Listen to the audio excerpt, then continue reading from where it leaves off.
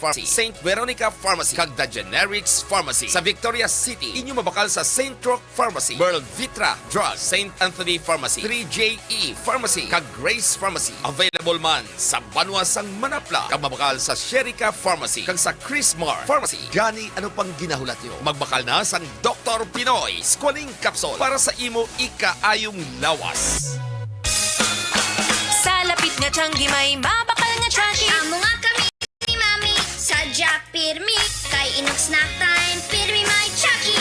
Pisong bulilit nga sulit kay bulilit. Ang Chucky Bulilit Pack, mabakal na sa pinakalapit nga sari-sari stores. Sa SRP nga 1250, may ara na chocolating nga kanami at may ara pa kanami sang gatas. Sulit! Kaya Make snack time, Chucky time. Pisong bulilit nga sulit kay bulilit. My chocolatey body, Chucky. Chucky, make snack time, Chucky time with Chucky Bulilit Pack. Available na sa sari-sari stores. Ang Dr. Alfred's Green Coffee ay non-acidic, kaya pwede ka magkape unlimited. Nakakape ka na, healthy ka pa. Be fit, be smart, and be healthy. Drink Dr. Alfred's Green Coffee every day.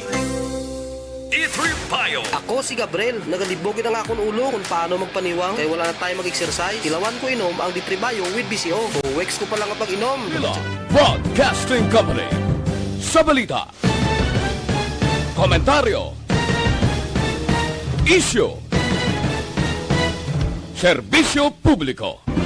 Aksyon Radio. Sa Bacolod, Aksyon Radio. Aksyon Radio.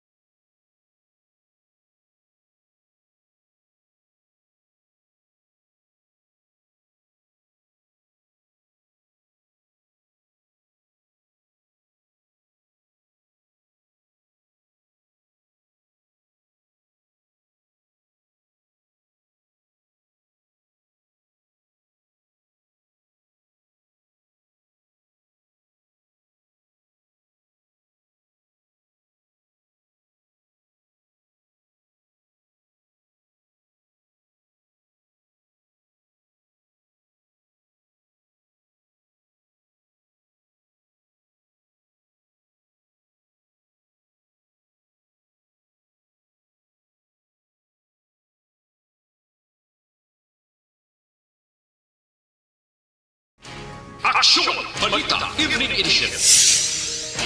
Magadulong sa inyo sang mga nagapanguna nga balita lokal, national, international, sports, kag entertainment. Aksyon! Balita Evening Edition. Kag karon ang inyo news team. Una sa balita, una sa aksyon. Mayong gabi syudad sa Bacolod, Western Visayas, kag bugos nga Pilipinas. Welcome na sa pagpangalagad sang Aksyon Balita Evening Edition. Karon nga daw Webes sa Oktubre 7, 2021. Ako ang inyong atag balita Aksyon Dale Salazar. Una sa balita, una sa aksyon. Para sa mga headlines, una kita sa mga balita lokal. Cadiz Mayor Escalante nag-positibo sa COVID-19. PNP Chief Eliazar mag-abot sa Bacolod sa Sabado. Sa balita national, Vice President Robredo nag-file na sang COC bilang presidente sa 2022. FDA ginaprubahan ang Ronapriv para sa mild to moderate COVID cases. Detalye sa mga balita lokal pagkatapos gid lamang sini.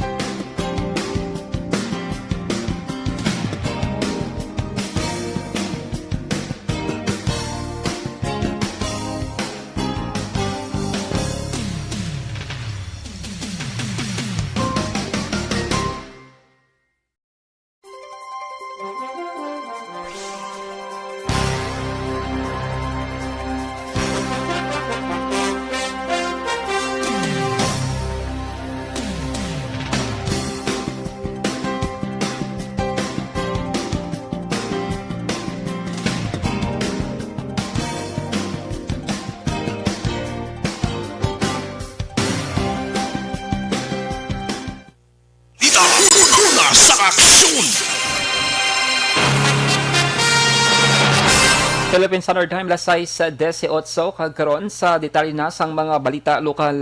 Nag-positibo sa COVID-19 si Cadiz City Mayor Salvador Escalante Jr. Inang ginanunsyo mismo sa alkalde pagiban sa open letter nga iya ginadresa sa tanan nga mga Cadiz noon.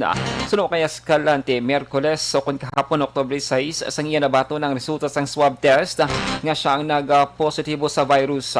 Ginpahayag sa alkalde nga sa karon niya siya napaidalom sa hospital care apang wala man sang malain nga ginabatsyag sa lawas. Gingklaro pa sini nga ginhimo niya ang public announcement hindi agud makatugas ang alarma kundi ipasiguro man sa publiko nga yara sa gihapon sa iya ang ginatawag nga Cadiznon spirit. Ginpanugyan ni Escalante nga padayunon ng pagkooperar sa gobyerno pagsunod sa minimum public health standards sa pagpabakuna agud maproteksyonan ang kaugalingon kag pamilya. Sa iban nga balita lokal, preparado ng kapulisan sa Negros Occidental Police Provincial Office sa Conocpo sa natala nga pagbisita ni PNP Chief General Guillermo Eleazar sa mabot nga Sabado, Oktubre 8. Suno kay Nocpo spokesperson Lieutenant Abigail Dinasco, 90-95% ng kandaan sa kapulisan agud abi-abiho ng pag-abot sang pinakamataas nga leader sang PNP. Ginpahayag ni Dinasco nga personal man nga nagpadulong sa PRO 6 headquarters si Nocpo Provincial Director Colonel Romy Palge sa natala nga pagsinapol sa mga matagas ng opisyal sa kapulisan sa Region 6 nalakip na din ang paghatag man sang arrival of honor para sa general kagang pagbaton sang awards. Ginpahayag ni Dinasco nga naghahanda naman ang tag sa mga police station sa probinsya sa posible sorpresa nga pagbisita ni Eleazar antes nga magpatulong sa Nocpo headquarter. Physical preparations na lang po ang kulang, and I can say na we are 90-95% prepared na for his arrival, and the remaining 5% is sa mga minimal adjustments. Nabatian ng spokesperson sang Nocpo Lieutenant Abigail Donasco. Nagapadayon ng manhunt operations ang Cadiz City PNP para kay Del Leon Del Rosario, residente sa Barangay 8, Syudad sa Bacolod, nga responsable sa pagpatay sa manunudlo nga si Jessica Ducay Transmonte, 28 anyos, nagapuyo sa may sitio Kanipan, Barangay Bangkerohan na Syudad sang Cadiz. Sunod kay Police Lieutenant Colonel Rocky Deshar, ginpalapta na sa otoridad ang laragway sang suspect sa mga pantalan na kagiban pang pampubliko nga lugar para makita kag madakpan na. Nagapati si Deshar nga ari pa sa Negros sang suspect kag nagapanago. Madumduman kahapon sang aga sang ginbuno sang madamo nga bes sang biktima matapos ginkawatan sa sulod sang ila puloy-an. Nagtanyag naman sang 50,000 pesos nga padya ang pamilya sang biktima para sa pagkadakop sang suspect. Sa dugang balita lokal, nagpiket protesta ang mga terminated Basiwa employees sa kilos ang Mayo 1 at pila ka mga konsumidor sa Gwasang Basiwa office sa kinasang aga Webes. Panawagan sa mga grupo ang gilayon nga pagbalik sa 59 ka mga empleyado matapos ginmanduan sang Civil Service Commission Regional Office ang pamunuan sang Basiwa. Sunod kay Basiwa Union of Employees President Lani Espina, sa piyak sang pandemya kang tawhanon nga konsiderasyon dapat na magpatunga kag magbulig ang LGU sang Bacolod. Ang ginahimo sa union sa mga empleyado in chapter base sa subong sa sitwasyon sang Basiwa Prime Motor. Kali ka na kasubulan to kay daw napit na to sa kabulan na nagtawag sila dialogue. Pero sa subong wala gid namon nabatihan ang tingog sa naton nga niyo. Nabatian si Dan Espina, ang presidente sang Basiwa Union of Employees. Una sa balita, una sa aksyon. Lasay sa 23 sa Philippine Standard Time, KBC Plus.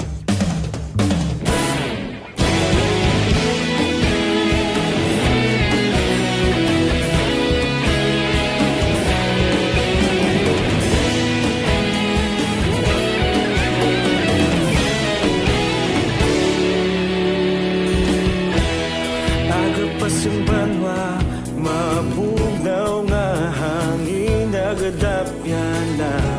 Ikaw nang ginapamatian namon ginasandigan. Tingog sang probinsya, kamatuuran ginapalap na.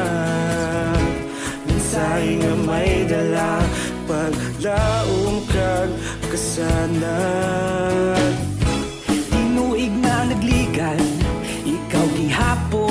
ako nga istasyon sa pagbudlak sang adlaw sa pagtuhaw sang biton. Mga balita nga dala inspirasyon, aksyon radyo, bakolod man sa gihapon. Padayon aksyon radyo, bakolod sa luto sa imo. Padayon aksyon radyo, salamat sa pagserbisyo. Patas kag balanse, matuod nga mensahe, wala sang ginagampingan. Padayon aksyon radyo.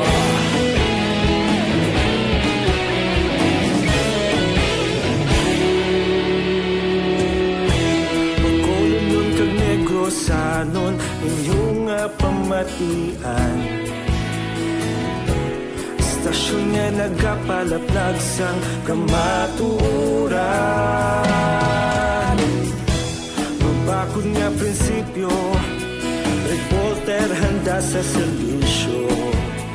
Kahapon, karon kag sa gihapon, kita magapadayon. Tinuig na nagligan, ikaw gihapon ang ako nga istasyon sa pagbutlak sang adlaw sa pagtuhaw sang bituon. Mga balita nga may dala inspirasyon, aksyon radyo, bakolod man sa gihapon. Padayon aksyon radyo, bakolod sa luto sa imo. Padayon aksyon radyo, salamat sa pagserbisyo. Patas kag balanse, matuod nga mensahe, wala sa ginadampiligan. Padayon aksyon radyo. Una sa balita, una sa aksyon, sa Bacolod Aksyon Radio. Una sa balita, una sa aksyon, sa Bacolod Aksyon Radio. Kita ulog na na'y sagsag ano nga kahintangan. Responsable nga pagbalita, pagdayon na italak na. Malasig pero sigurado, aksyon na may dala kang palanggan.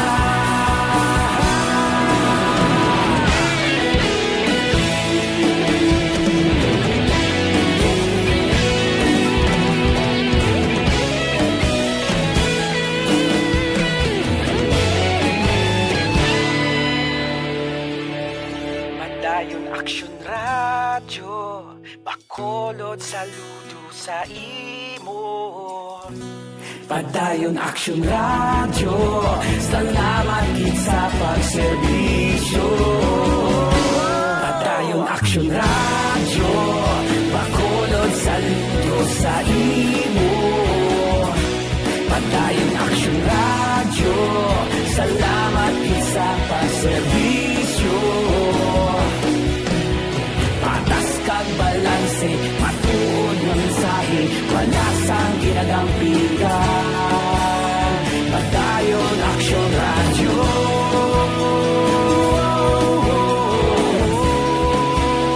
Padayon aksyon radyo.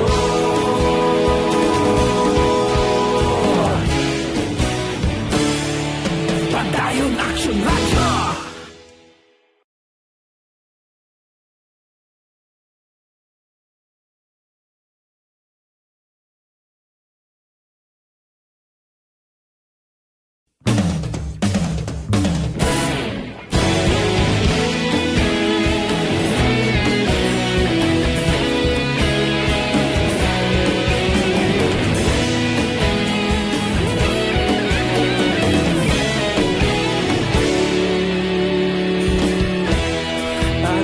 Yung banwa, mabugnaw nga hangin nagadapyan na. Ikaw na ang ginapamatian namon ginasandigan. Tinog sang probinsya, kamatuuran ginapalap na.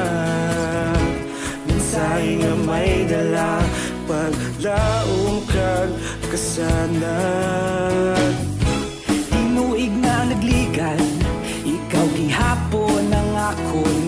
istasyon sa pagbudlak sang adlaw sa pagtuhaw sang biton. Mga balita nga dala inspirasyon, aksyon radyo, bakolod man sa gihapon. Padayon aksyon radyo, bakolod sa luto sa imo. Padayon aksyon radyo, salamat sa pagserbisyo.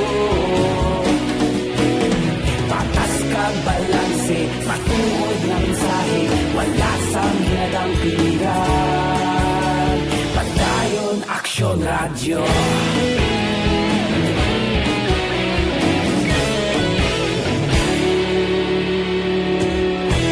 Bakolon nun kag negrosanon, inyong pamatian. Istasyon nga nagapalaplag sang kamaturan. Mabakod nga prinsipyo, reporter handa sa serbisyo. Kahapon, karong kag sa gihapon, kita magapadayon. Tinuig na nagligan, ikaw gihapon ang ako nga istasyon sa pagbutlak sang adlaw sa pagtuhaw sang bito. Una sa aksyon! GTX 500 capsule mga ka-aksyon.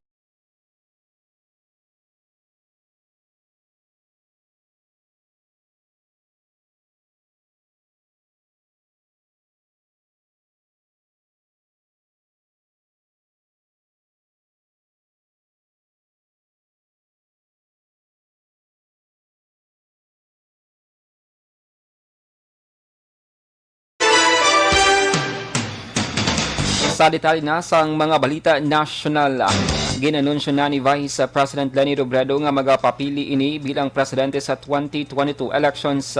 Ginpahayag ni Robredo nga iya ginatanyag ang iya kaugalingon bilang kandidato sa pagka-presidente sa masunod nga pinili ay. Nagpromisa si Robredo nga iya tap naon ang madaan kag bulok nga political system sa Pilipinas. Ginpakamalaot man ni Robredo ang karon nga administrasyon bangod sa gakulang sa liderato nga nagatugas ang madamo nga problema sa pungsod. Antes ang deklarasyon ni Robredo, ginendorso siya sang opposition coalition nga Isang Bayan, Akbayan Party List, kag iban pang grupo bilang presidential candidate. Antes ng Vice Presidente sang 2016, si Robredo nagpangalagad bilang tigdawas sang Camarines Sur. Subong nga hapon Webes ang formal nga nag-file sang Certificate of Candidacy ang Vice Presidente. Sa dugang pang balita nasyonal, padayon nga ginaduson ni ani Senador kag karon Deputy Speaker Loren Ligarda nga madugangan sang pondo ang mga programa nga nagahatag sang bulig pinansyal sa mga pumuluyo nga tuman kapigado ilabi na nga silang lubos nga naapektuhan sang COVID-19 pandemic. Sa pagtalakay sang DSWD budget sa Kongreso, ginaduson ni Ligarda ang mga programa kang isang Sustainable Livelihood Program kag Cash for Work Resiliency Program nga dapat matagan sang dugang nga pondo ilabi na nga benepisyaryo sang sininga programa ang mga individual o kon grupo nga nalakip man sa 4-piece nga ginabanta iyara sa masobra 4 ka milyon na. Nagpahanumduman si Ligarda ang author kag nag-sponsor sa Magna Carta for Micro, Small and Medium Enterprises o kon MSME Law nga madamo pa sa iban nga programa ang gobyerno kang isang DSWD-SLP nga makamulig man sa mga pumuluyo nga nadulaan sa trabaho bangod sa pandemic kag luyag makaangkon sang kaugalingon nga trabaho kang isang dole pang kabuhayan na TTI, SSF, DOST, CST kag iban pa. Sa balita, una sa aksyon! Lasay sa 33 sa Aksyon Radio Philippine Standard Time. Sa katapusan nga balita nasyonal, suportado sa pila ka mga labor groups ang kandidatura ni Manila Mayor Isko Moreno Domagoso sa pagka-presidente sa Pilipinas sa 2022. Nagapating pila ka mga labor groups nga si Moreno labang may kapasidad nga liwat buksan ang ekonomiya kag mahagan-hagan ang problema sang ginagutom nga mga trabahador. Nagapanguna sa pro-Isko labor groups ang Philippine Trade and General Workers Organization, isa ka affiliate sang Trade Union of the Philippines nga isa sa may pinakadako nga Konfederasyon sang Labor Union sa Pilipinas nga may kapin 100,000 ka mga member workers. Nagasuporta man kay Mayor Isko ang grupo nga National Association of Trade Unions, All Filipino Workers Confederation, Association of Minimum Wage Earners and Advocates, kag isang Pangarap Pilipinas. Sunod sa grupo ang stricto nga quarantine protocols kag lockdowns bangod sa pandemic ang nagresulta sa pinakataas nga unemployment rate kag ang masunod nga trabaho sa mga pungko nga presidente amo naman ang mangin employment regeneration. Una sa balita, una sa aksyon.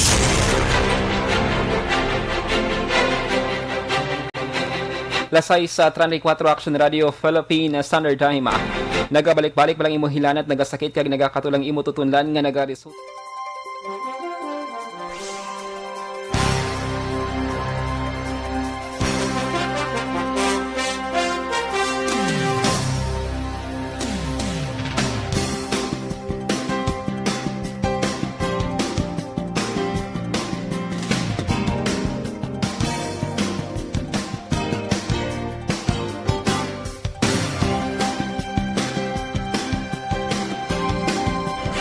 Lasay sa 35 Aksyon Radio Philippine Standard Time.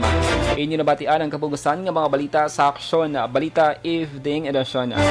Karon nga adlaw Huwebes, Oktubre 7, 2021. Salawat ako ang inyong atag Balita Aksyon Dale Salazar. Una sa balita, una sa aksyon sa Bacolod Aksyon Radio.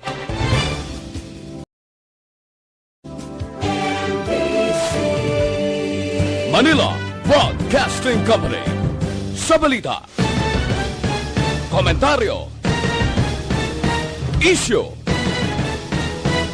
serbisyo publiko. Aksyon Radio! Sa Bacolod, Aksyon Radio! Aksyon!